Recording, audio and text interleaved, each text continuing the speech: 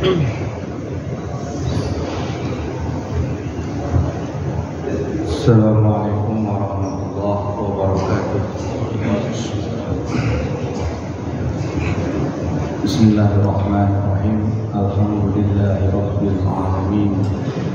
Nahmaduhu wa nasta'inuhu wa nastaghfiruhu wa na'udzu billahi min shururi anfusina wa min sayyiati a'malina. May yahdihillahu fala mudilla lahu wa may yudlil fala hadiya lahu. Assalatu wassalamu ala sayyidina Muhammad sayyidil mursalin wa ala alihi wa ashabihi ajma'in wa man tabi'ahum bi ihsan ila yaumiddin, amma ba'd. Jamaah salat zuhur Masjid Ukhuwah Islamiyah rahimakumullah. Alhamdulillah, segala puja dan puji syukur sewajibnya kita aturkan, kita ucapkan atas nikmat yang telah diberikan oleh Allah Subhanahu wa taala kepada kita yang jumlahnya tak berbilang. Semoga kita semua termasuk hamba-hamba Allah yang selalu dan pandai bersyukur. Salawat juga salam marilah selalu kita junjungkan kepada junjungan kita baginda alam besar Muhammad sallallahu alaihi wasallam. Semoga dengan selalu kita mendawamkan salawat atasnya dan berusaha untuk istiqomah mengikuti sunnahnya, kelak beliau berhisab, beliau memberikan syafaatnya kepada kita dan kita dijauhkan dari azab neraka. Jamaah rahimahullah, seperti biasa kajian rutin untuk hari Senin ba'da zuhur dengan tema sekitar kehidupan dan kematian dan juga ibadah yang biasa termaktub dalam literatur tasawuf. Jamaah rahimahullah, tentu kita sering mendengar kata tawakal. Tawakal yang diperintahkan Allah kepada kita, apakah sudah benar-benar kita merasakan atau meyakini sekaligus melaksanakannya? Dalam literatur tasawuf, tawakal ini bagian yang cukup penting untuk selalu dibahas, karena intinya adalah berserah diri kita kepada Allah Subhanahu wa taala. Bentuk penyerahan diri kita sama halnya pengakuan kita, penghambaan kita kepada Allah Subhanahu wa taala.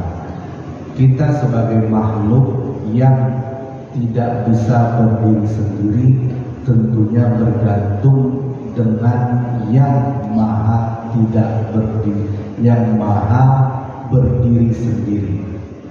Semua yang tergantung tentunya bergantung pada yang tidak bergantung. Baik, tawakal dalam bahasa Arab diambil dari kata wakala yuwakkil. Kemudian derivasinya atau turunannya menjadi tawakkala yatawakkal, atau dari kata ini juga lahir sebuah kata yang kita biasa gunakan dalam bahasa Indonesia, yaitu wakil. Tawakkala yang berarti mempercayakan, atau wakala sendiri artinya mempercayakan juga mengandalkan atau menggantungkan diri.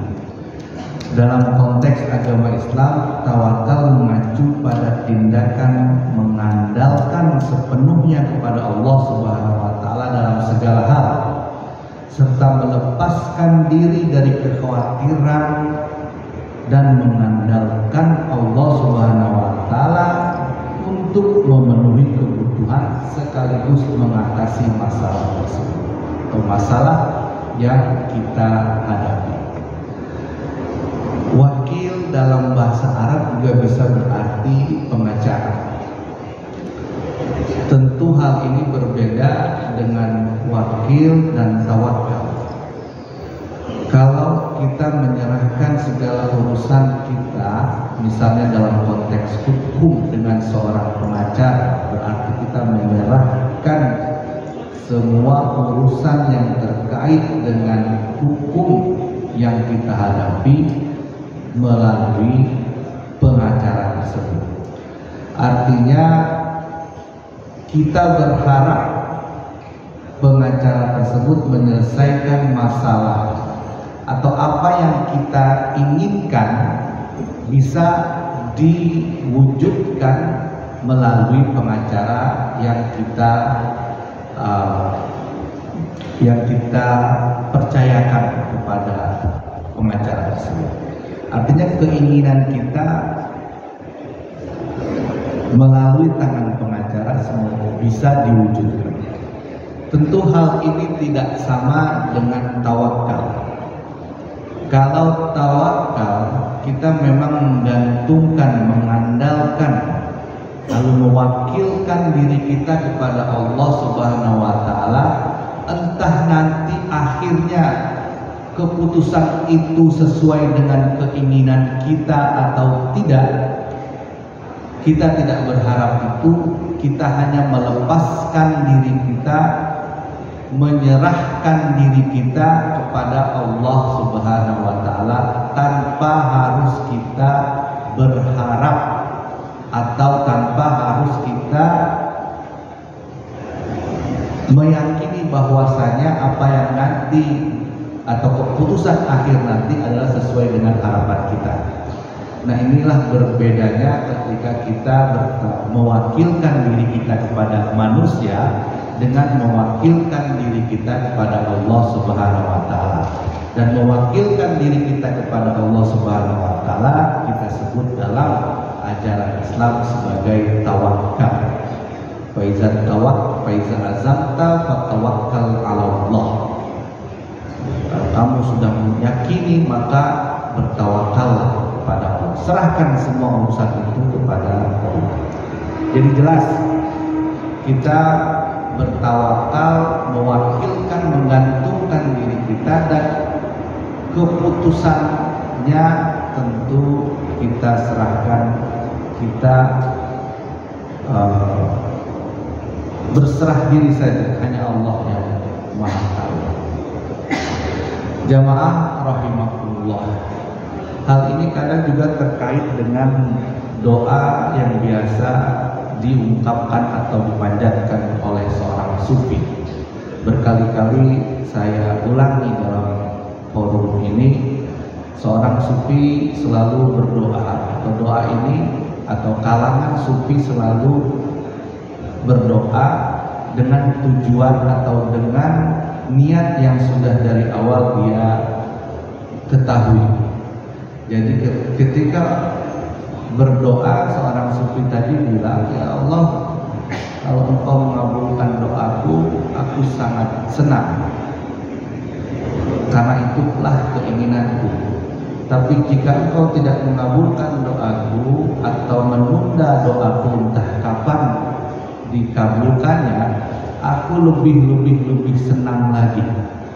Jadi kalau doaku dikabulkan, aku sangat senang. Tapi doaku tidak dikabulkan, aku lebih senang lagi. Sangat senang. Dalam hal ini tentu tawakalnya seorang sufi tadi sudah mungkin ya melampaui kita. Karena berdasarnya filosofi dalam berdoa bagi seorang sufi, ketika seseorang berdoa kepada Allah Subhanahu wa Ta'ala dan doa itu dikabulkan, ya senang, karena memang itulah keinginanku, karena memang itulah yang diinginkan oleh seorang pendoa, ya. Karena keinginan dia, kemudian dia berdoa, lalu keinginan itu dikabulkan, tentu dia senang. Lalu kenapa filosofi dari doa seorang dari sufi tadi yang lebih sangat senang jika doanya tidak dikabulkan? Karena baginya ketika doa seseorang itu tidak dikabulkan, atau doanya belum atau ditunda atau tahapan dikabulkan, Disitulah letak kekuasaan, hak prerogatif otoritatif dari Allah Subhanahu wa Ta'ala.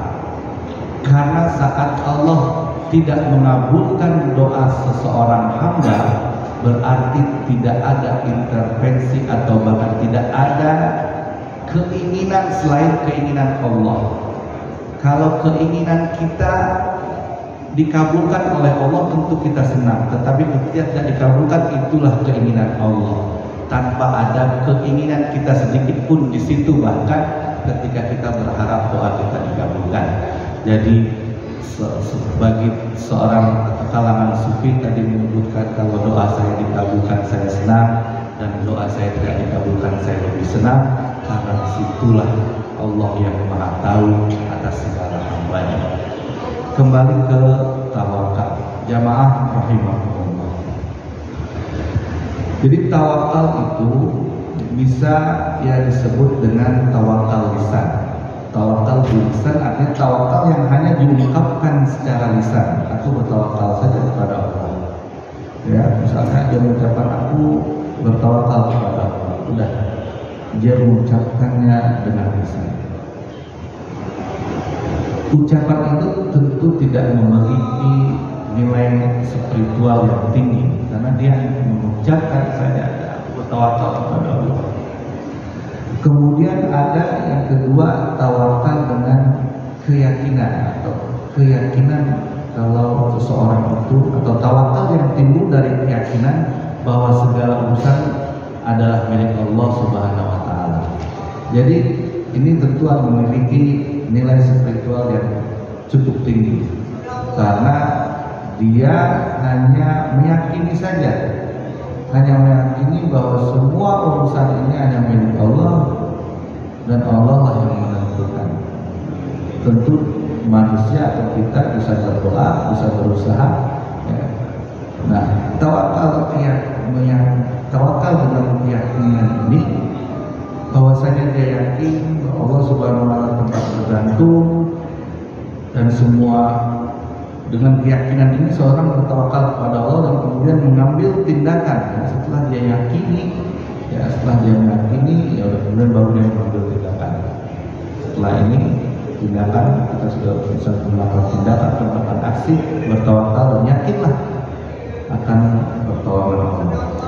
Tentu tawakal dengan keyakinan ini spiritual yang memiliki nilai spiritual yang tinggi ya, bagi kebanyakan orang Islam dapat memulai tindakan mereka dengan tahapan ini. Dan kemudian tawakal yang ketiga, atau tawakal yang memiliki nilai spiritual yang sangat-sangat tinggi bagi kalangan sufi, yaitu tawakal dengan hati. Tawakal yang mencapai tingkatan yang lebih tinggi dan berasal dari kondisi spiritualitas dalam diri manusia. Jadi tawakal kepada Allah itu memiliki beberapa tingkatan tentunya. Salah satunya saat kita bertawakal kepada Allah dalam semua urusan kita, dan apapun yang kita lakukan kita ridho pada Allah Subhanahu wa Ta'ala, ridho dengan Allah Subhanahu wa Ta'ala, bahwa Dia tidak akan menahan kita dari kebaikan dan kemuliaan. Dan ketahui juga bahwa keputusan itu berada hanya pada sisi Allah. Maka tawakal kepada Allah dengan menyerahkan urusan ini kepadanya, dan percayalah bahwa urusan itu akan mendapat solusi dari Allah Subhanahu wa Ta'ala. Jadi ada beberapa tahapan tadi. Tahapan yang pertama dengan lisan, dan dengan keyakinan, dan yang ketiga dengan hati. Lalu apa manfaat tawakal? Lalu apa yang kita rasakan? Lalu apa yang ada, atau apa yang ada di dalam jiwa kita, dalam kehidupan kita, dalam diri kita kalau kita sudah bertawakal? Tentu ada manfaatnya, karena memang ini perintah Allah. Jadi tawakal itu banyak sekali ayat Quran yang menyebut atau perintahnya secara langsung atau tidak langsung supaya kita bertawakal kepada Allah. Salah satu manfaatnya itu tentu adalah ketenangan batin.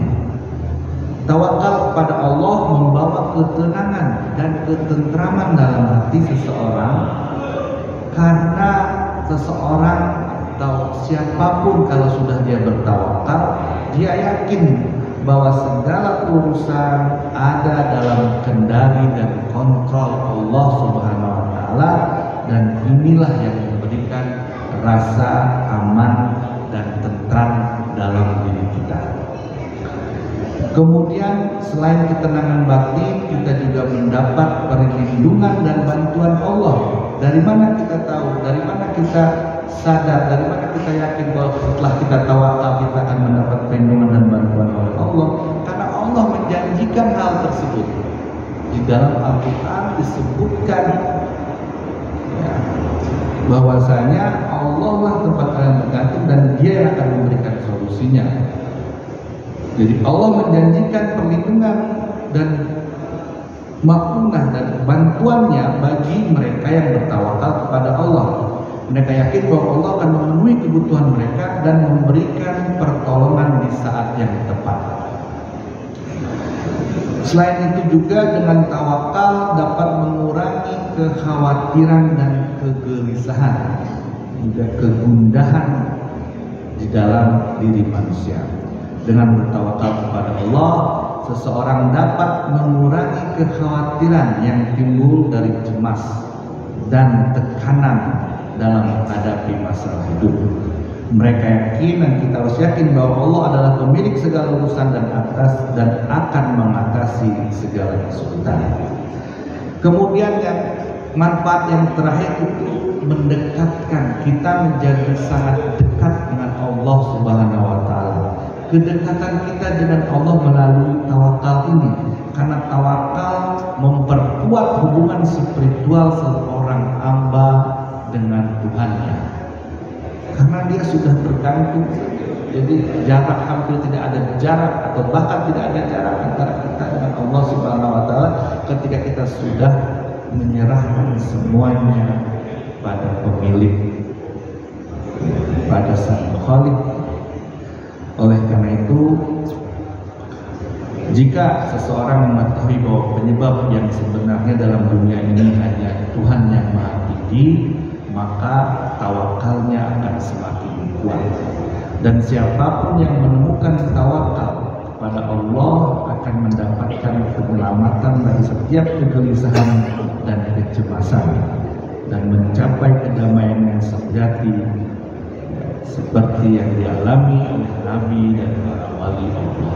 Dan memang inilah yang dijanjikan oleh Allah Subhanahu wa taala dalam perintahnya, kenapa kita harus bertawakal kepadanya. Jamaah rahimakumullah, jadi kepercayaan atau keyakinan kita dalam tawakal ini sekaligus bentuk penghambaan kita, mengaktualisasikan wujud kita yang lemah ini, mengekspresikan ketidakmampuan kita dalam melakukan banyak hal, apalagi terlalu mempercayai yang selain kepada Allah Subhanahu wa taala, termasuk makhluk-makhluknya. Itu berarti kalau kita sudah percaya dan menyerahkan seluruhnya kepada Allah, dan jelas ini adalah bentuk penghambaan kita, dan kita tidak akan putus asa dalam hal tersebut, karena yakin dengan tawakal kita pada Allah Subhanahu wa taala, ya, hanya Dialah yang akan menolong kita. Berdasarkan tersebut, maka orang-orang yang bertawakal adalah orang yang mengetahui bahwa Allah menjamin rezekinya, karena ada ayat yang menyebutkan juga dalam Al-Quran itu, wa tawakkal 'ala Allah wa 'ala Allahi rizquha, wa tawakkal wa 'ala Allahi rizquha, dan bertawakallah, nanti Allah yang memberikan rezekinya, memberikan rezeki kepada kita, kepada orang-orang yang bertawakal.